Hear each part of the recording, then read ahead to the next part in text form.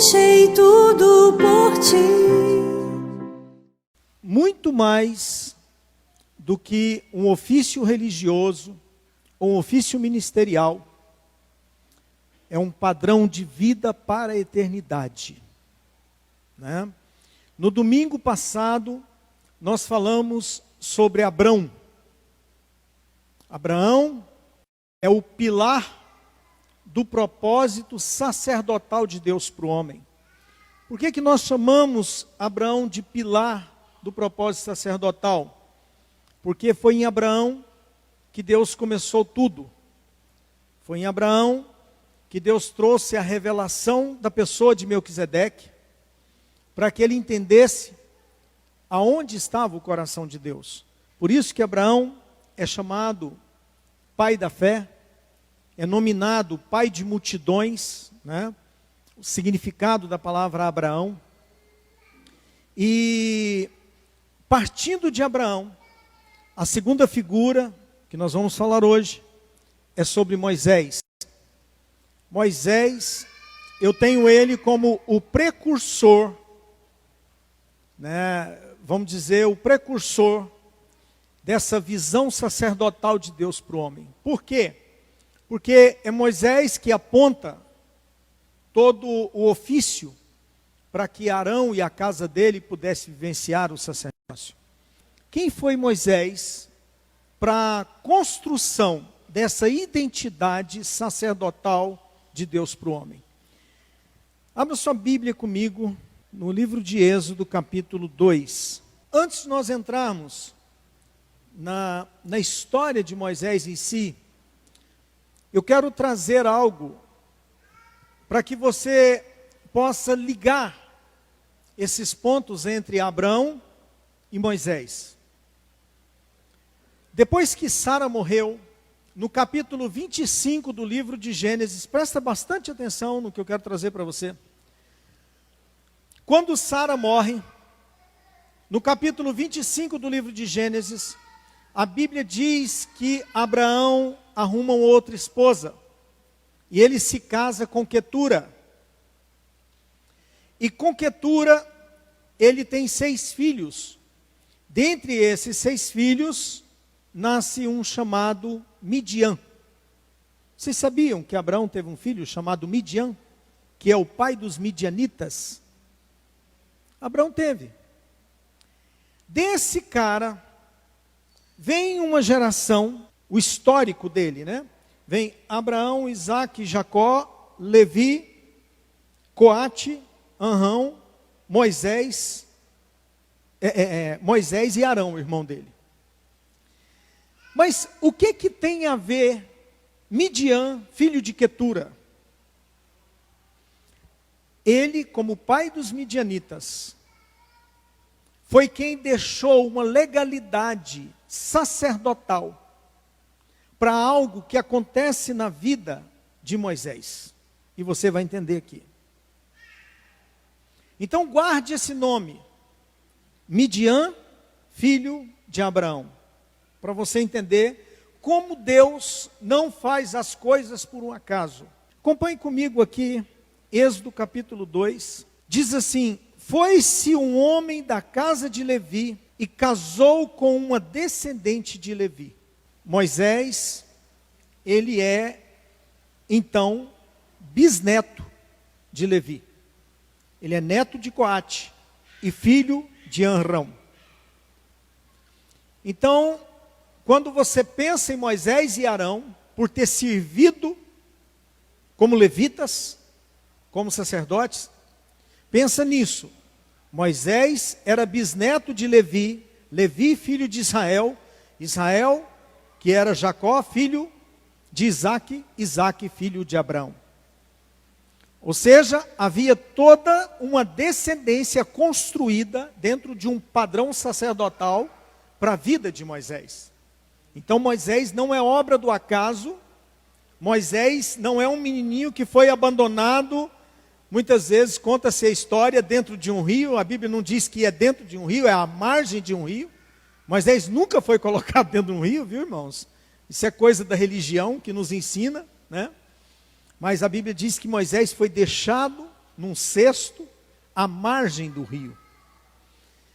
Esse Moisés que foi deixado à margem do rio, era alguém que já tinha no gen uma legalidade espiritual dada por Deus em Abraão. Porque a promessa de Deus para Abraão era: abençoarei quem? A sua descendência. Então Moisés está debaixo dessa legalidade. E a Bíblia continua dizendo: e a mulher concebeu e deu à luz um filho, vendo que era formoso, escondeu por 3 meses, não podendo, porém, escondê-lo por mais tempo. Tomou um cesto de junco, calafetou, betume, pinche, e pondo nele o menino, largou-se no carriçal à beira do rio. A irmã do menino ficou de longe para observar o que haveria de suceder. Desceu a filha de Faraó para se banhar no rio, e suas donzelas passeavam pela beira do rio. Vendo ela o cesto carriçal, enviou a sua criada e o tomou. Abrindo, viu a criança, eis que o menino chorava. Teve compaixão dele e disse: esse menino é dos hebreus. Então disse sua irmã, a filha de Faraó: queres que eu vá chamar uma das hebreias que sirva de ama e te crie a criança? Respondeu-lhe a filha de Faraó: vai. Saiu, pois, a moça e chamou a mãe do menino. Então lhe disse a filha de Faraó: leva esse menino, cria-mo, pagar-te-ei o teu salário. A mulher tomou o menino e criou. Sendo o menino já grande, ela o trouxe à filha de Faraó, do qual passou ele a ser filho. Este chamou Moisés e disse: porque das águas o tirei. A mãe de Moisés depois acaba recebendo para poder cuidar do próprio filho. Até nisso Deus tinha um propósito. Mas a partir do verso 11 é que começa uma história interessante acerca desse homem.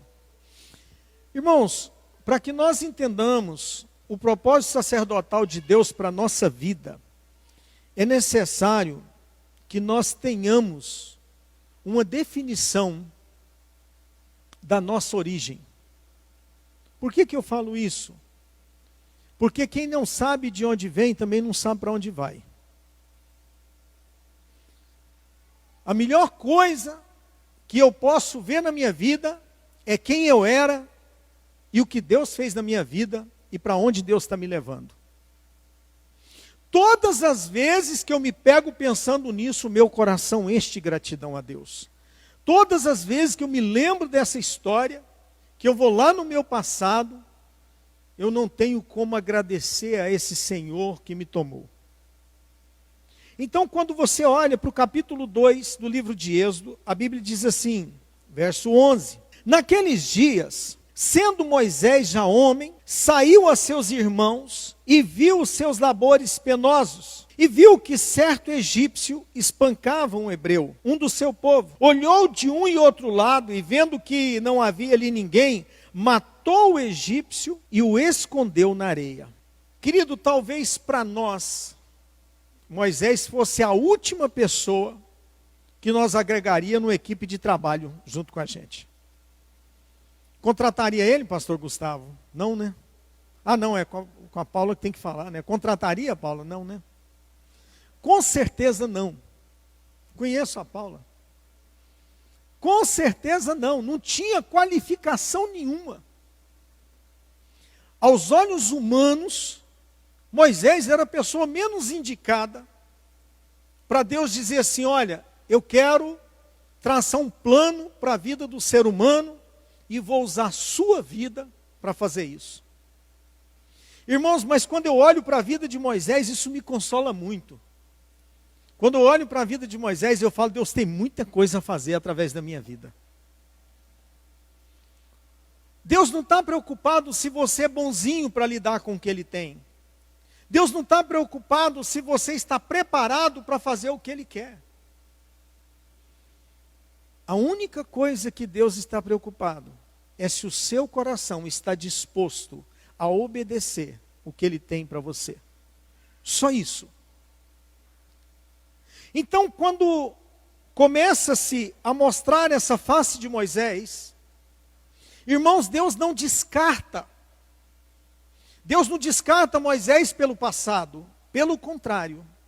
A Bíblia começa apontando algumas situações que vai trazendo Moisés para dentro de um ideal do que Deus possuía. Deus, ele não quer saber do seu passado para construir o seu futuro. Ele não depende disso. Ele não quer saber o que você fez, ele quer saber o que você está disposto a fazer. Então, quando a Bíblia continua essa história, ela fala assim no verso 13: saiu no dia seguinte, e eis que 2 hebreus estavam brigando, e disse ao próximo, disse ao culpado: por que espanca o teu próximo? O qual respondeu: quem te pôs por príncipe e juiz sobre nós? Pensa matar-me como mataste o egípcio? Temeu, pois, Moisés e disse: com certeza o descobriram. Informado desse caso, procurou o faraó matar a Moisés, porém Moisés fugiu da presença de faraó e se deteve na terra de Midian e assentou-se junto a um poço. O sacerdote de Midian tinha 7 filhas, as quais vieram a tirar água e encheram os bebedouros para dar de beber o rebanho do seu pai. Então vieram os pastores e as enxotaram dali. Moisés, porém, se levantou e as defendeu e deu de beber ao rebanho. Tendo elas voltado a Reuel, este perguntou: por que vieste hoje mais cedo? Responderam ela: um egípcio nos livrou da mão dos pastores e ainda nos tirou água e deu de beber ao nosso rebanho. E onde está ele? Disse às filhas: por que deixaste lá o homem? Chamai-o para que coma pão. Moisés consentiu em morar com aquele homem, e ele deu a Moisés a sua filha Zípora, a qual deu à luz um filho, a quem ele chamou Gerson, porque disse: sou peregrino em terra estranha. Esse homem, com todos os defeitos, esse homem, com toda a brutalidade, toda a ira dele, mas vai parar dentro da casa de um sacerdote. Eu às vezes fico assim, pensando como Deus constrói histórias perfeitas através de circunstâncias inapropriadas. Deus escreve histórias bonitas em cima de trajetórias horríveis. Deus é fantástico para fazer isso. Você pega muitos homens e mulheres de Deus, começa a escutar a história deles muitas vezes tem fracasso, tem muitas derrotas, tem muitas histórias, às vezes até difíceis de ouvir, um contexto que muitas vezes não vale a pena ser falado, mas que no fim dá certo, porque Deus é campeão de fazer essas coisas. Como é que pega um homem como Moisés e enfia ele dentro da casa de um sacerdote de Midian? Irmãos, e eu estudando um pouco sobre o contexto histórico do sacerdócio de Midian, eles tinham ele todo pautado ao Deus eterno, em cima daquilo que eles conheceram da história que veio de Abraão. Era um braço da descendência de Abraão, que não pela vida de Isaac, mas que ainda carregava em si o conhecimento da manifestação de Melquisedeque a Abraão. Por que eu falo isso para você? É para mostrar para você o quanto o sacerdócio na vida de um homem, ele pode atingir nas suas gerações futuras. Aqui, quando você conta a vida de Moisés, ele era a 6ª geração de Abraão. A 6ª. Isaac, Jacó, Levi, Coate, Arão e Moisés e Arão.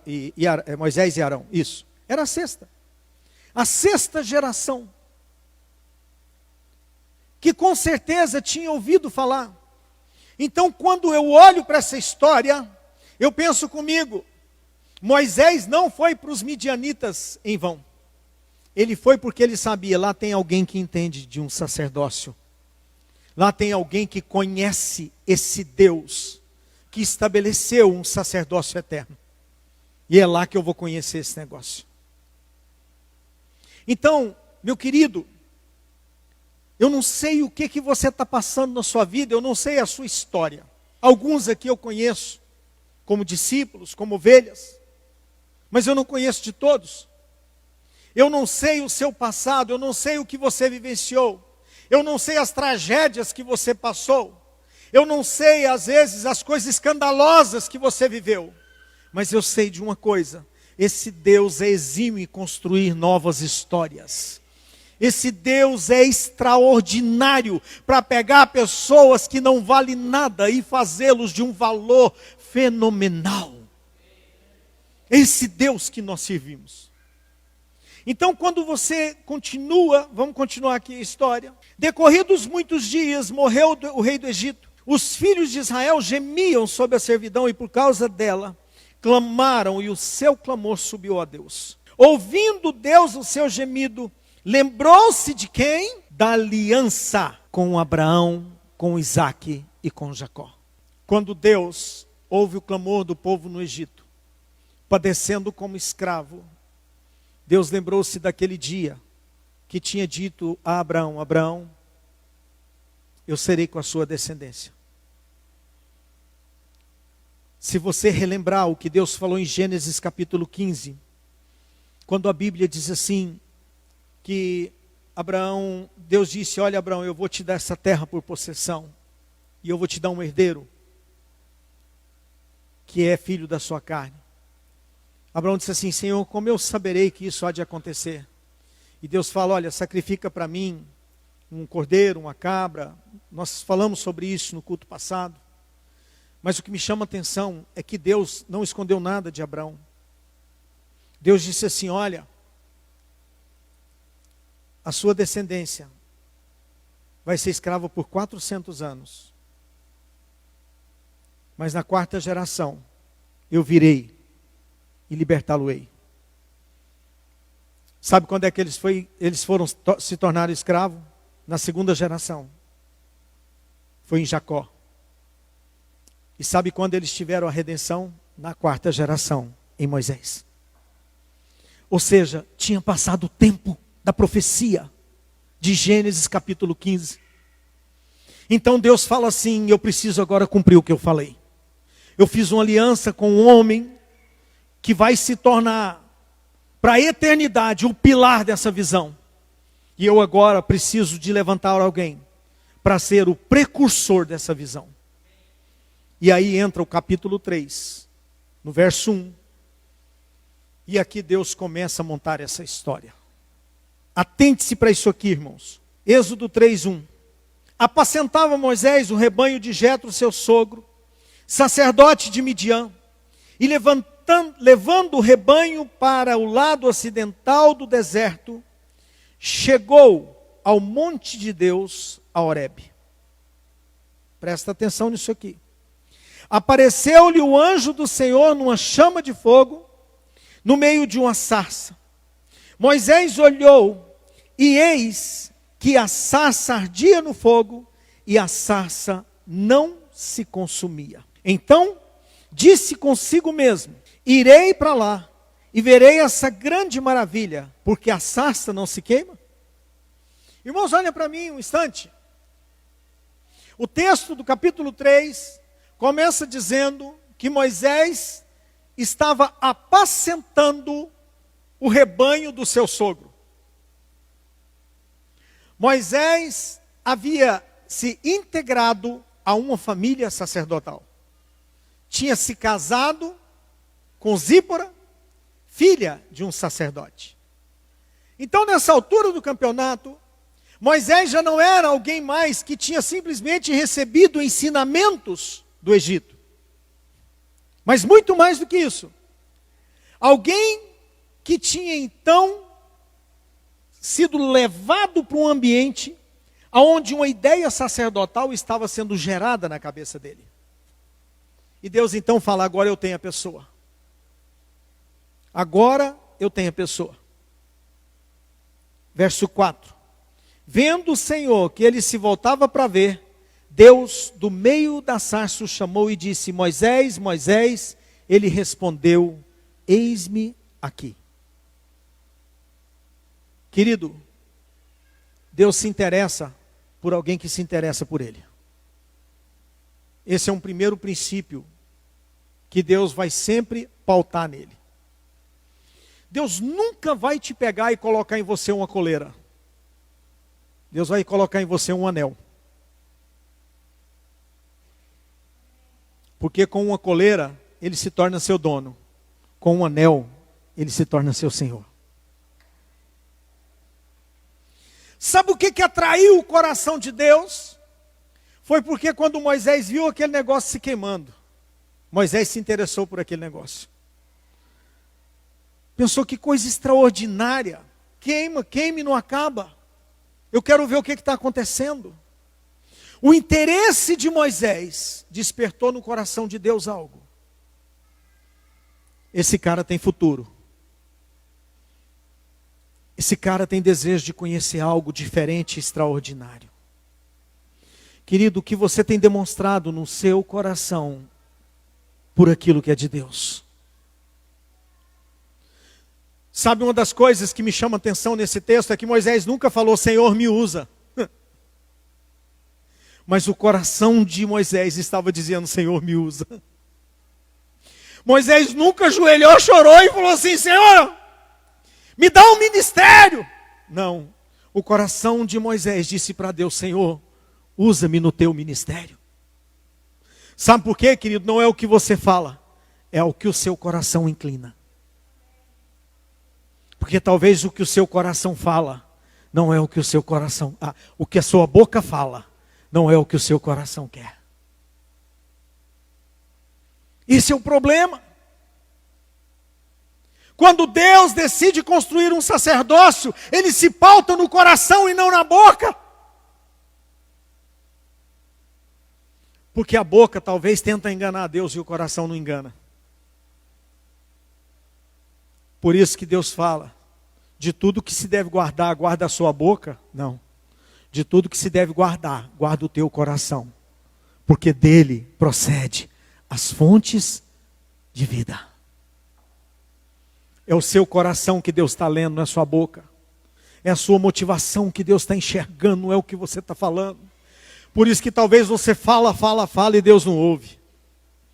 E às vezes você não fala nada e Deus sabe tudo. Eu acho fantástico quando a Bíblia começa a falar da história de Ana, mãe de Samuel. A Bíblia diz que ela ajoelhava e só no seu íntimo gemia e balbuciava.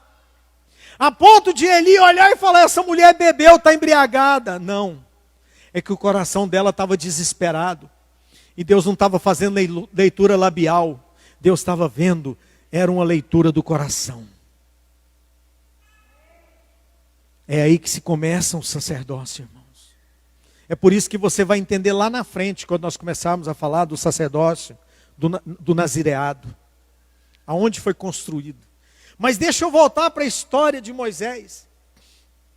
Então, quando Deus começa a levantar um precursor da ideia sacerdotal, Deus começa a notar o coração de Moisés. Esse cara tem um coração diferente. Esse cara está desejando o que ninguém desejou. Então, quando Moisés se interessa por aquilo, a Bíblia diz que vendo o Senhor que ele se voltava para ver, Deus do meio da sarça o chamou e disse, Moisés, Moisés. Ele respondeu, eis-me aqui.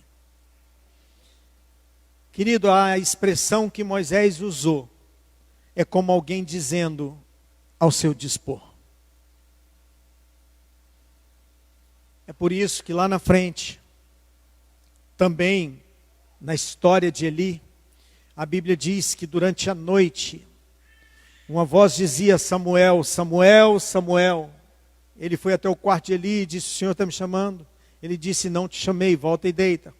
Samuel, Samuel. Ele vai a segunda vez, o Senhor está me chamando? Ele disse, não, volta e deita no seu lugar. Mas se te chamar novamente, dirás, eis-me aqui. Sabe por quê? Porque Eli sabia, num contexto histórico, que o padrão da resposta de Moisés foi essa. Então, quando Samuel responde, eis-me aqui, aí Deus começa a falar com Samuel. Essa expressão, irmãos, é dizendo, eu estou ao seu dispor, eu estou nas tuas mãos, faça o que bem entender. Foi a resposta de Moisés para Deus. Querido, até onde o seu coração hoje está disposto a dizer isso para Deus? Senhor, eis-me aqui. Querido, tem muita gente que diz isso para Deus. Mas o primeiro aperto que Deus dá, a pessoa desiste do que falou. Quando você disser eis-me aqui para Deus, saiba de uma coisa, você tem que estar disposto a tudo, até a sua vida, se custar e necessário for. O eis-me aqui para Deus, ele tem um preço. Você vai ver o preço que esse homem paga, por causa desse eis-me aqui. Fala isso para você mesmo, um eis-me aqui. Todos repitam, um eis-me aqui tem um preço. Um eis-me aqui tem um preço, irmão. E olhe como continua, verso 5. Deus continuou: não te chegues para cá, tira a sandália dos pés, porque o lugar em que está é terra santa. Deus estava dizendo para Moisés: Moisés, o que te conduziu aqui, até aqui, não te serve mais. A partir de agora, eu tenho um novo projeto para você. A expressão tira a sandália dos pés é: o que te trouxe até aqui não tem mais utilidade para a sua vida. Então, meu irmão, quando você diz: Senhor, eis-me aqui a minha vida, faz da minha vida o que o Senhor bem entender, eu quero dizer para você, tudo que te conduziu até aqui, Deus não vai contar com ele. Ah, Senhor, mas quando eu te conheci, eu tinha recursos, eu tinha um bom emprego, e agora eu não tenho nada. Mas você não disse, eis-me aqui? Eu estou fazendo o que eu quero para aperfeiçoar a sua vida. E aí a igreja ensina a contar testemunhos diferentes. Ah, depois que eu conheci Jesus, eu ganhei uma casa, um carro, comprei uma casa, comprei isso e comprei aquilo. E aí? Quem disse que Deus está nisso? A maioria dos homens que foram chamados nessa palavra, pelo contrário, eles perderam muitas coisas. Agora, se Deus tem te dado, glória a Deus, isso também faz parte da bondade dele. Como Abraão saiu, Abraão era filho de fazendeiro, saiu para um lugar onde ele não sabia onde ia chegar, e se tornou um homem riquíssimo, muito rico. Foi Deus que abençoou ele. Mas Abraão nunca contou com o que ele possuía para tentar explicar quem era Deus na vida dele. Abraão tinha uma história que foi construída em Deus, que justificava quem era Deus na vida dele. Então, querido, quando Deus diz para ele: olha, tira a sandália dos seus pés, porque o lugar em que está é terra santa, Deus não estava dizendo o ambiente, a cidade, não. É esse ambiente nosso, Moisés, que eu estou construindo aqui agora. Por causa do que te atraiu, esse lugar aqui agora é santo. Então tira tudo o que te trouxe até aqui, que eu tenho um novo padrão de vida para você. E aí, irmãos, começa uma fase muito linda dessa história, que é o que Deus fala para ele. Disse mais: eu sou o Deus de teu pai, o Deus de Abraão, o Deus de Isaque, o Deus de Jacó. Moisés escondeu o rosto porque temeu olhar para Deus. Presta atenção nesse versículo. Isso aqui nos remete ao que foi pregado no domingo anterior. Moisés sabia do que tinha sido construído na vida de Abraão. Então, quando Deus relembra Moisés: eu sou o Deus de teu pai Abraão, Moisés entendeu uma coisa: ele voltou agora para restabelecer, reescrever o que ele começou em Abraão. Querido, deixa eu dizer uma coisa para você, você que está aqui presencialmente, e você que está me acompanhando nas redes sociais. Presta atenção no que eu quero falar com você agora. Toda história que Deus constrói com um propósito. Com um propósito. E que na eternidade isso vai ser lembrado. Talvez você ganhe uma pessoa ali hoje para Jesus, o qual você nunca mais verá na sua vida. Mas que lá na eternidade, isso vai construir uma história. E Abraão tinha deixado para a descendência dele: Deus há de construir uma história na minha descendência que tocará as nações. E quando Deus relembra isso a Moisés, Moisés escondeu o rosto de Deus, de tanto temor que veio sobre a vida dele. Eu contei no domingo passado que eu sou fruto de uma senhora, que foi a minha avó, que se converteu na Assembleia de Deus, e que orava, e dizia: toda a minha família é do Senhor. Dona Coraci Rita Borges. Eu sou fruto dela. Sou fruto das orações dela. Eu sei que na eternidade encontrarei meu pai, que morreu no Senhor. E eu sei que na eternidade, tudo isso vai estar ligado aos pontos históricos. Deus dizendo: naquele dia eu ouvi a oração da sua avó. Por isso seus pais foram para o Senhor. Por isso você me conheceu a mim. Por isso seus filhos teve esse conhecimento. E se Jesus não voltar, meus netos, meus bisnetos, mas Jesus está voltando, viu? Vai dar tempo não. A história que esse mundo está entrando é porque Jesus está voltando. Jesus está voltando. Então tudo em Deus, Deus traça planos que Ele vai cumprir. Eu sempre digo isso para vocês aqui, vocês estão cansados de ouvir algo que eu falo. Sempre que eu estou orando, eu falo: Senhor, as orações que foram liberadas sobre essa cidade, eis-me aqui para que se cumpra na minha vida. Irmãos, eu me coloco nesse lugar. Não para ser alguém melhor, mas para dizer: Senhor, eu estou disponível, se o Senhor quiser fazer através da minha vida.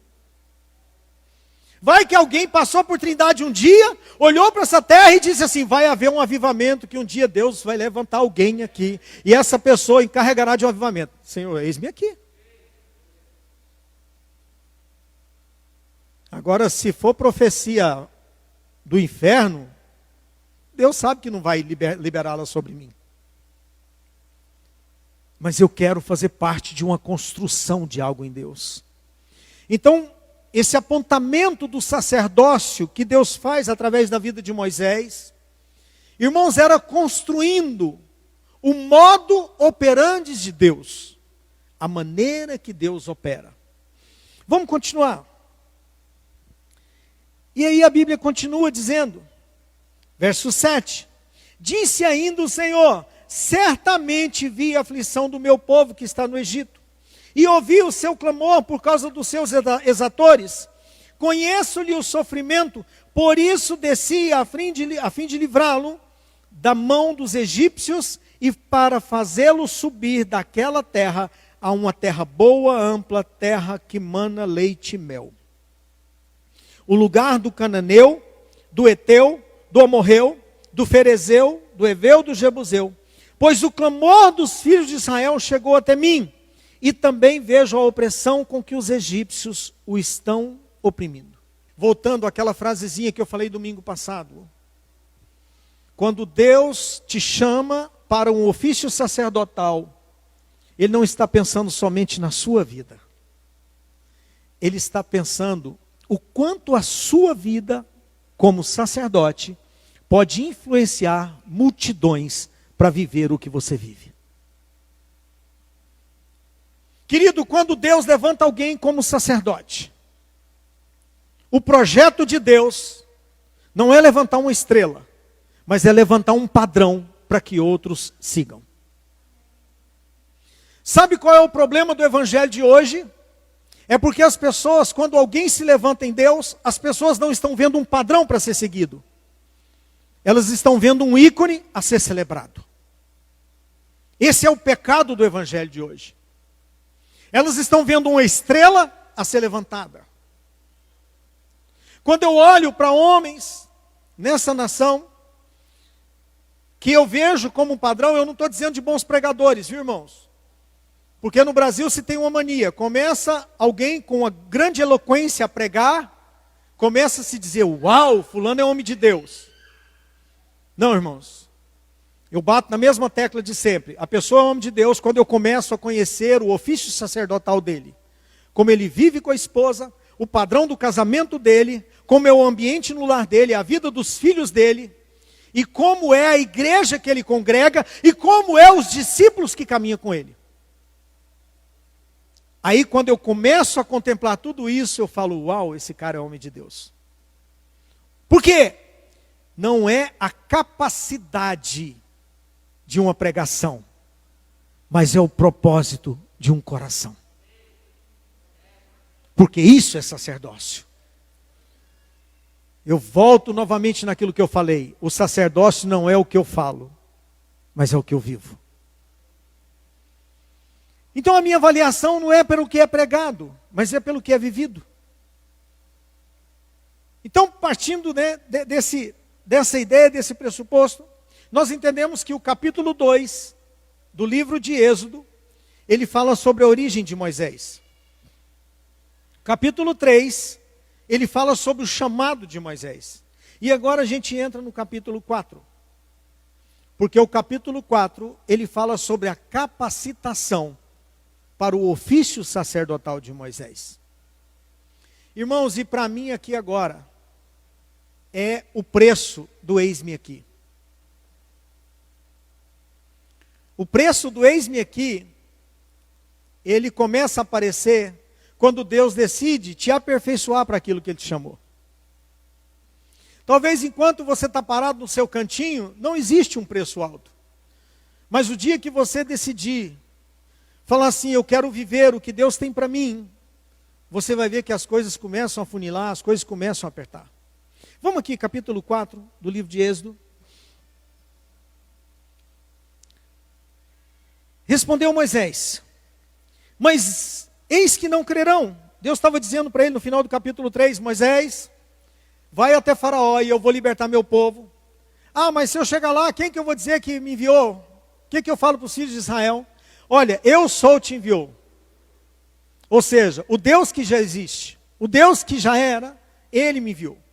E aí quando chega no capítulo 4, verso 1, ele diz assim, mas eis que não crerão, nem acudirão à minha voz, pois dirão, o Senhor não te apareceu. Perguntou-lhe o Senhor, que é isso que tens na mão? Respondeu, um bordão. Tem traduções que diz, um cajado. Então lhe disse, lança-o na terra. Ele lançou na terra, e o bordão virou uma serpente, e Moisés fugia dela. Você que é dessa igreja está cansado de ouvir eu pregar sobre isso. Deus estava querendo dizer para Moisés o seguinte, Moisés, a autoridade que você tem não me serve. Bordão, cajado fala de autoridade. Quando Deus fala, lança o teu cajado na terra, Deus estava dizendo, abre mão da autoridade que você acha que tem. Querido, tem pessoas que elas vêm para Jesus, e às vezes por ser pessoas que têm uma boa eloquência, uma boa capacidade de expressão, ela chega e já acha que ela tem direito de pegar o microfone e dar um bom testemunho. Pela eloquência que ela tem. Não. Quando você vem para Jesus, o que você tem que fazer é lançar tudo o que você acha que você tem de bom fora. E deixar Ele construir o que realmente é bom. Quando Deus está dizendo, lança o teu bordão no chão, Deus estava dizendo, abre mão da sua segurança. Abre mão da sua autoridade. Abre mão do que é mais importante para você. Deus podia ter feito aquele cajado se dissipar? Sim. Para dizer, olha Moisés, o que você tinha não vale nada. Mas não, Deus queria apontar algo mais. A Bíblia diz que viram uma serpente e Moisés corria dela. Sabe por quê? Aquilo que você acha que tem valor para você, quando você vem para Jesus, perde o valor.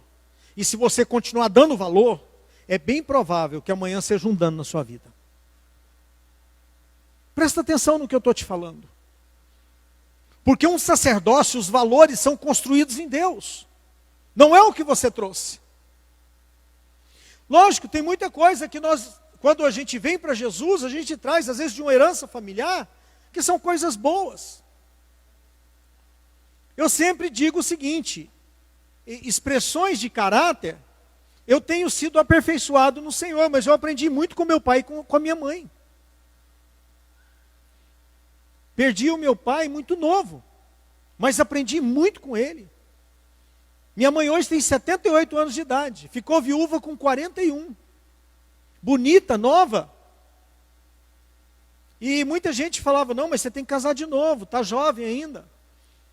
Quando sepultou meu pai, ela sentou conosco, os filhos, e disse assim, a partir de hoje eu vivo para o Senhor e para vocês.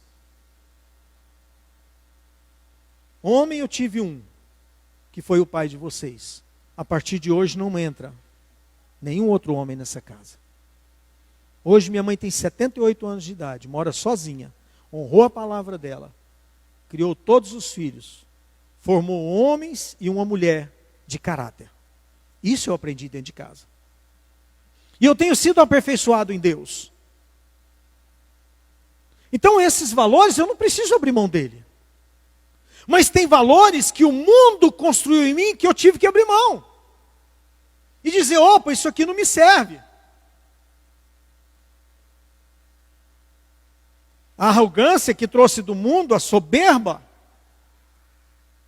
tinha que abrir mão. Por quê? Porque Deus tinha um propósito sacerdotal que eu necessitava entrar nele. Então continua a história. Diz assim, verso 4. Disse o Senhor a Moisés, estende a mão e pega-lhe pela cauda. Irmãos, que coisa chata. Você está correndo de uma serpente correndo atrás de você, aparece um Deus e fala assim, agora pega ela pela cauda.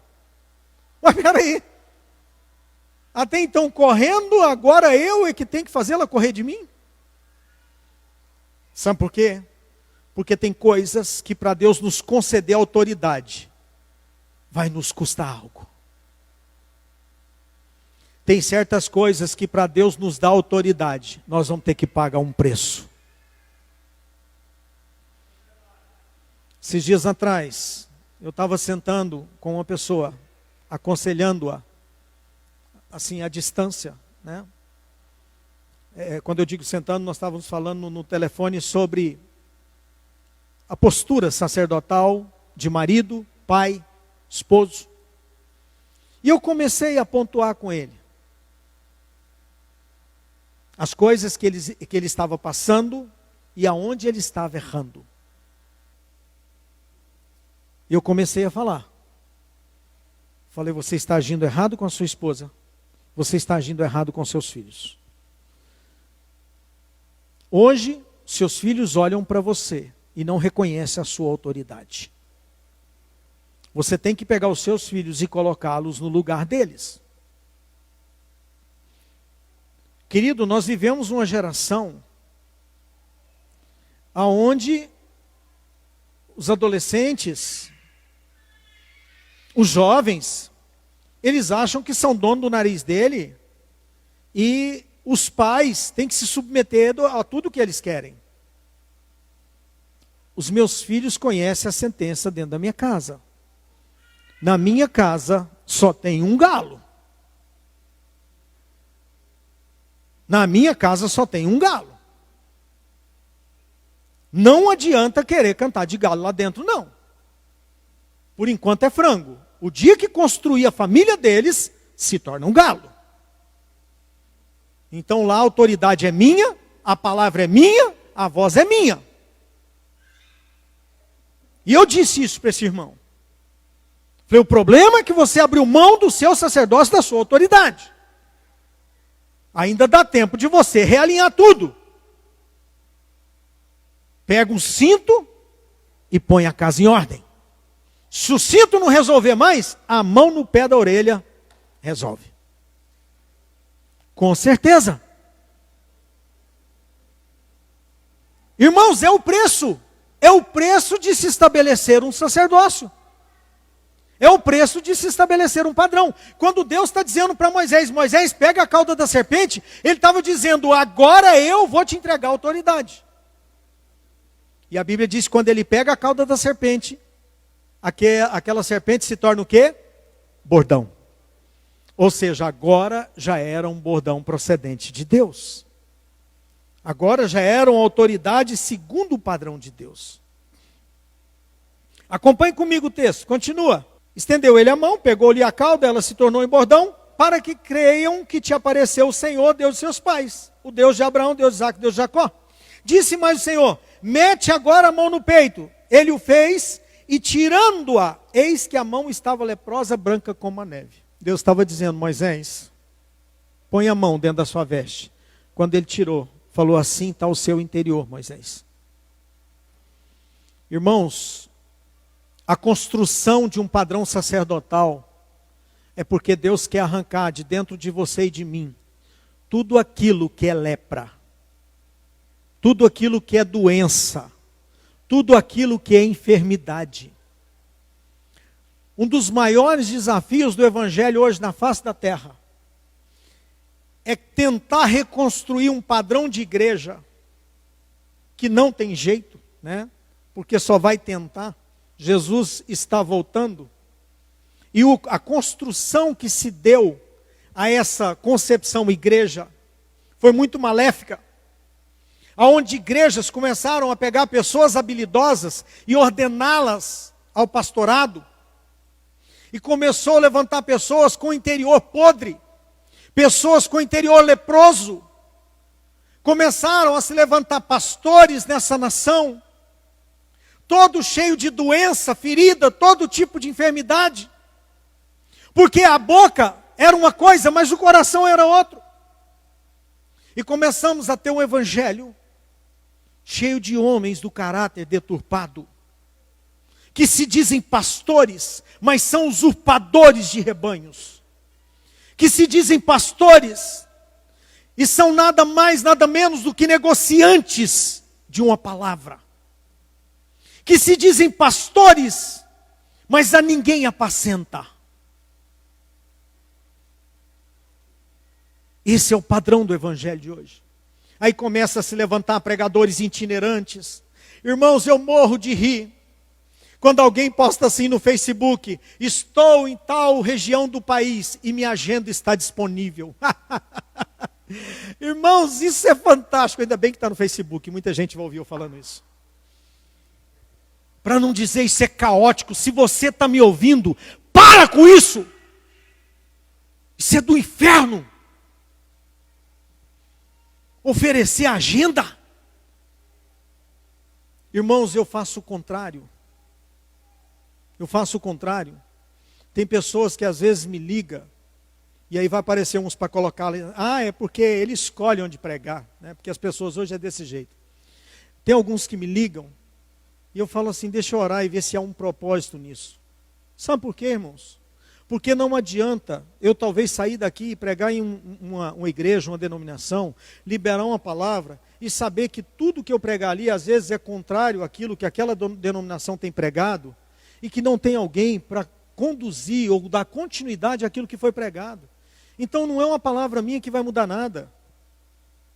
E tem, às vezes alguns irmãos falam assim: podia trazer fulano para pregar aqui, podia trazer... Irmãos, eu não quero, não estou atrás de gente para trazer fogo para cá, não. Porque o fogo que alguém traz, ele vai se apagar. Agora, o fogo que nós gerarmos aqui, ele vai subsistir. Então, não precisa. Eu acho que trazer pessoas para a gente ter um entendimento de algumas coisas, isso é bom. É bom ter comunhão com o corpo, né? Agora, o problema é quando a motivação é outra. O problema é quando sai da razoabilidade do padrão da palavra, daquilo que Deus tem para ser construído. Deus não tem uma religião para ser levantada, Deus não tem uma estrutura para ser construída, Deus tem um padrão sacerdotal para ser impresso no coração de homens e mulheres. Amém? É isso que Deus quer fazer comigo e com você.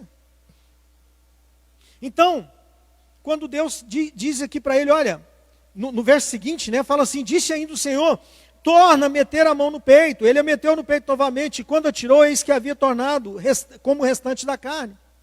A mão completamente restaurada. Deus estava dizendo para ele: olha, assim como é seu exterior, eu quero fazer também com o seu interior. Limpo, liso, sem ferida, sem lepra, consertado, sem nenhum dano. Porque se o seu interior for limpo como a sua pele exterior, tudo que você fizer será perfeito. Era isso que Deus estava apontando para Moisés. Era um padrão sacerdotal. Vamos continuar aqui porque meu tempo está encerrando. Saindo Moisés, voltou para Jetro, seu sogro, e lhe disse: deixa-me ir, voltar a meus irmãos que estão no Egito para ver se ainda vivem. Disse-lhe Jetro: vai-te em paz. Disse também o Senhor a Moisés em Midian: vai, torna para o Egito, porque são mortos todos os que procuravam tirar-te a vida.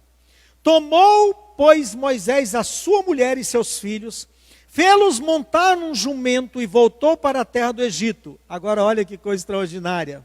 Moisés levava na mão o bordão de Deus. Agora já não era mais o bordão de Moisés, era o bordão de Deus. Sabe por quê? Tinha passado por um processo, tinha se tornado serpente, perdeu todo o valor do bordão anterior. E agora, quando ele toma a serpente de volta, já não era mais uma serpente, era o bordão de Deus para a vida dele. A autoridade que procede do céu. Irmãos, mas olha aqui que coisa que a Bíblia nos ensina. Nesse texto. Disse o Senhor a Moisés, presta atenção nisso aqui. Quando voltares ao Egito, vê que faças diante de Faraó todos os milagres que te hei posto na mão. Olha só isso aqui. Deus estava dizendo: o que aconteceu ali, eu coloquei em você, te pertence, então você pode fazer na frente de Faraó. E aí ele continua: mas eu lhe endurecerei o coração para que não deixe ir o povo. Dirás a Faraó: assim diz o Senhor, Israel é meu filho, meu primogênito. Digo-te, pois, deixa ir meu filho para que me sirva. Mas se recusares deixá-lo ir, eis que matarei teu filho, teu primogênito. E estando Moisés no caminho, numa estalagem, encontrou o Senhor e o quis matar.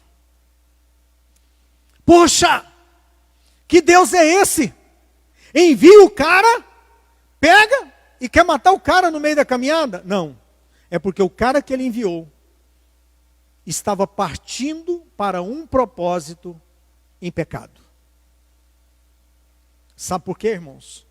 Porque lá em Abraão, Deus tinha estabelecido a circuncisão de todo homem nascido em casa. Quando Deus estabelece a circuncisão, tinha se tornado um padrão daquilo que Deus havia de construir em Abraão. Por quê? Porque quando você circuncidava, você estava dizendo: a minha descendência é do Senhor.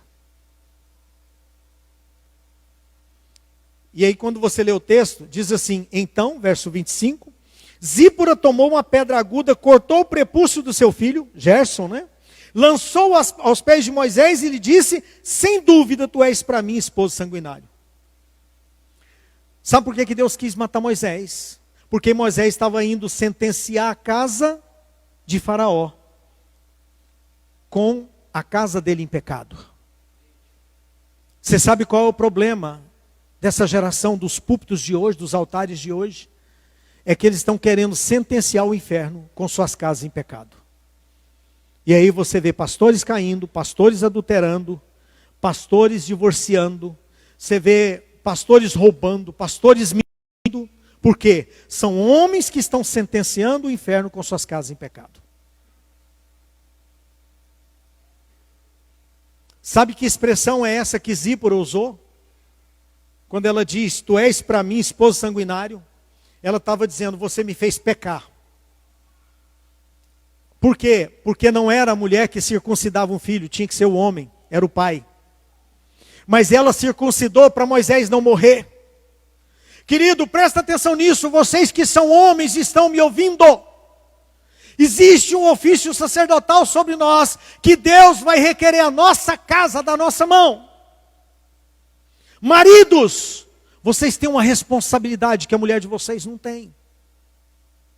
Vocês têm que pagar um preço que a mulher de vocês não vão pagar, é vocês que têm que pagar. Tem casas que ela só sobrevive por causa da oração das mulheres, porque os homens não oram. Tem casas que elas só estão de pé por causa de um esteio de algumas mulheres de oração. E diante de Deus, elas estão na mesma condição de Zípora. Elas estão assumindo o sacerdócio para que a casa não seja destruída. Se Zípora não circuncida Gerson, o filho deles, Moisés tinha morrido, Deus tinha matado ele. Por quê? Porque quando eles sentenciassem a casa de Faraó, o filho de Moisés também morreria, porque Gerson não era circuncidado. Estava como os filhos do Egito. E aí Deus pensou, ao invés de matar seu filho, eu te mato. Porque talvez com o coração da sua esposa, seu filho vire sacerdote. É pesado isso, mas é verdade, é real. Irmãos, isso é a medida do que Deus exige da nossa função sacerdotal. Esse é o padrão. O padrão do sacerdócio na Bíblia ele é alto. Nós vamos entender quando nós adentrarmos na próxima ministração sobre o sacerdócio de Arão e a casa dele. O que Deus estava requerendo, o que Deus estava exigindo.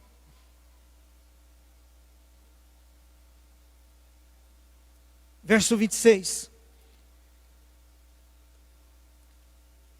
Assim o Senhor o deixou. Ela disse, esposo sanguinário, por causa da circuncisão. Querido, não deixe, você que é casado, você que está me ouvindo também, não deixe a sua esposa assumir o peso que é para você carregar.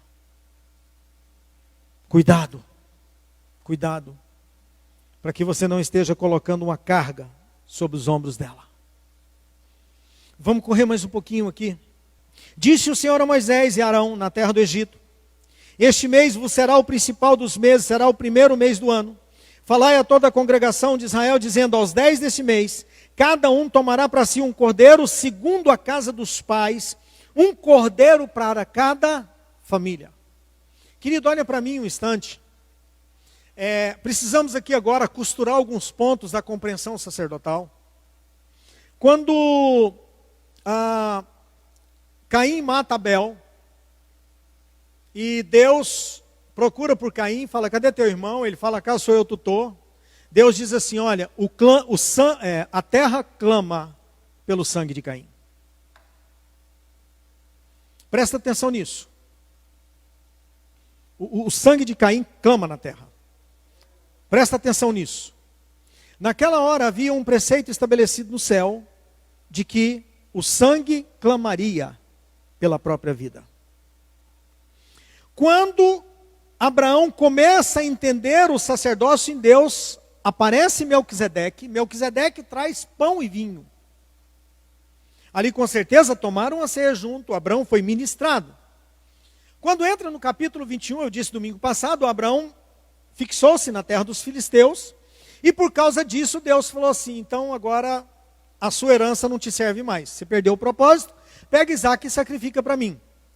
Quando Abraão decide sacrificar Isaque, a Bíblia diz que quando Deus viu a motivação do coração de Abraão, falou, Abraão, chega, conheci seu coração. Pega esse cordeiro que está aí atrás, embaraçado pelo chifre, e sacrifica no lugar do menino. Presta atenção nisso. Naquela hora, Deus estava dizendo, um cordeiro equivale uma vida. Então o sangue de um cordeiro responde por uma vida. Deus estabelece um segundo princípio no céu. Quando chega aqui, em Êxodo capítulo 12, Deus então aponta algo diferente no céu. Um cordeiro agora não justifica mais uma vida, mas um cordeiro justifica uma família. Presta atenção. Por quê? Porque agora Deus quer ensinar um comportamento sacerdotal. Que um sacerdote, a postura dele santificaria também a família dele. Amém? Então, assim como um cordeiro se estabelece um direito sobre a família, um comportamento sacerdotal também estabelece um sacerdócio sobre a família.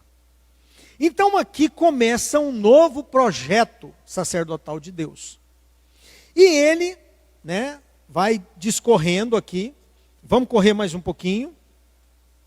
Quando chega no capítulo 17, isso é para você entender como Deus estava construindo a compreensão sacerdotal no coração de Moisés. Tendo partido para a congregação dos filhos de Israel do deserto de Sim, fazendo suas paradas, segundo o mandamento do Senhor, acamparam-se em Refidim, e não havia ali água para o povo beber. Contendeu, pois, o povo com Moisés e disse: dá-nos água para beber. Respondeu-lhes Moisés: por que contendeis comigo? Por que tentais ao Senhor? Tendo aí o povo sede de água, murmurou contra Moisés e disse: por que nos fizeste subir do Egito? Para nos matar de sede, nós, nossos filhos e aos nossos rebanhos? Então clamou Moisés ao Senhor: que farei a esse povo? Só lhe resta apedrejar-me. Respondeu o Senhor a Moisés: passa adiante do povo, e toma contigo alguns dos anciãos de Israel, leva contigo em mão o bordão com que feriste o rio, e vai. Deus estava dizendo: o meu bordão, né? Bordão de Deus. Eis que estarei ali diante de ti sobre a rocha em Horebe. Ferirás a rocha e dela sairá água, e o povo beberá. Moisés assim o fez na presença dos anciãos de Israel.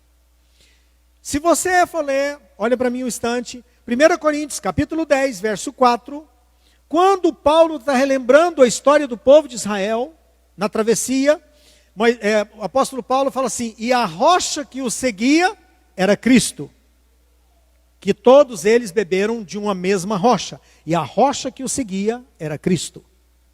Ou seja, para que Moisés então tivesse o sacerdócio aperfeiçoado, era necessário que ele bebesse de Cristo Jesus.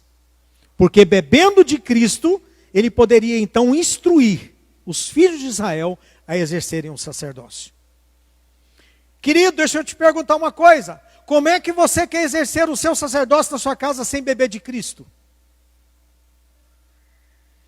Sem beber de Cristo, você não é sacerdote.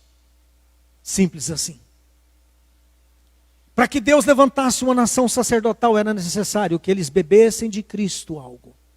Por isso que Deus fala: passa, fere a rocha. Por isso que quando Cristo está na cruz, era necessário que ele fosse ferido.